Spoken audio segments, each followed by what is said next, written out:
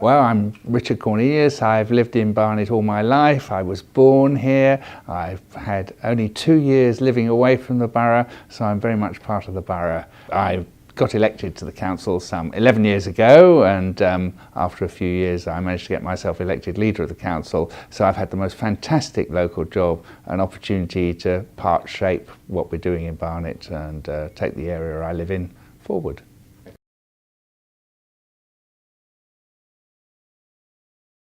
Well, I'm afraid it was when I was 50 I got interested, so I'm afraid I was a late developer, but I suppose I've always been passionate about national issues, but I became involved in a local issue, got interested, and then attended council meetings and got hooked.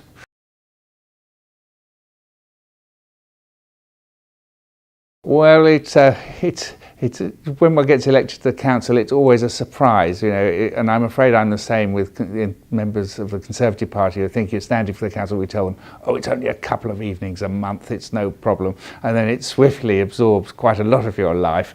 But actually, there's so many interesting tasks in the council, serving on the various committees, different aspects, and in many ways, a council affects people's local life far more than the national government, and there are so many interesting aspects. There's the planning, there's the licensing, there's adult social services, there's looking after children, and then there's the general business of fighting the national government to extract the resources we need to run the place as effectively as we can.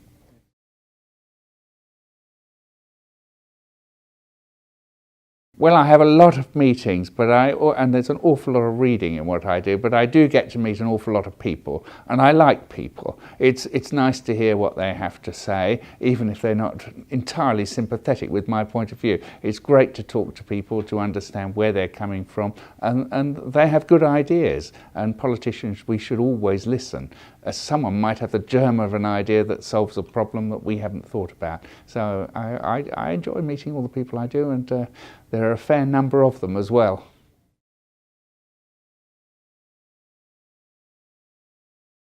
It's the opportunity to influence what is happening that's great. I mean, I'm not a dictator. I'm a democrat, and the way to steer people, to persuade them that my idea is a good idea, or be persuaded by them that their idea is better, and to stay open to what people are suggesting, I think is quite important, and to decide what we're going to do in Barnet to make this place an even better place than it is now.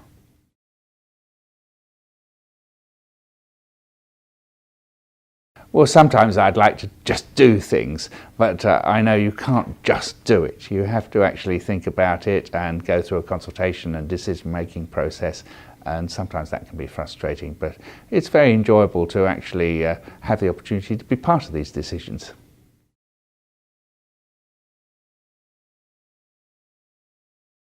I guess I'd like more resources from national government for Barnet, and I'd like to have a much fairer distribution of money from inner London out to outer London, as we outer London boroughs are uniquely disadvantaged. So my magic wand would be applied to the Treasury so that they recognise the needs that Barnet has and give us more cash.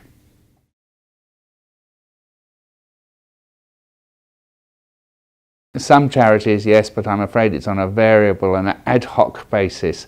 There's no one big one. I can be moved to support all kinds of charities, but some of them are very interesting. We've got some small ones in Barnet. There's a mayor's charity that provides school uniform for kids who can't afford it, and I think that's a very valuable one.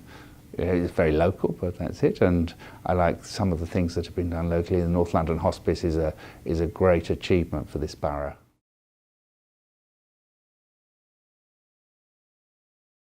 To date is actually keeping all the libraries open in Barnet. Very proud of that. We all know that there's a shortage of cash in government in general, and we have to get money out of services, but to have actually devised a system whereby all the libraries stay open. Okay, they're being supported by volunteers and a lot of mechanisation, but we're keeping them all open. I think that's a big achievement.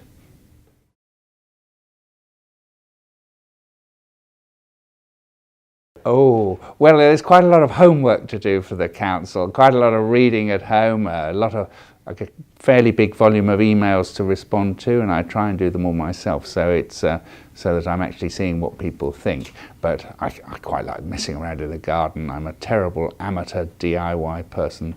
I'll have a go at most things, but no, a normal domestic life.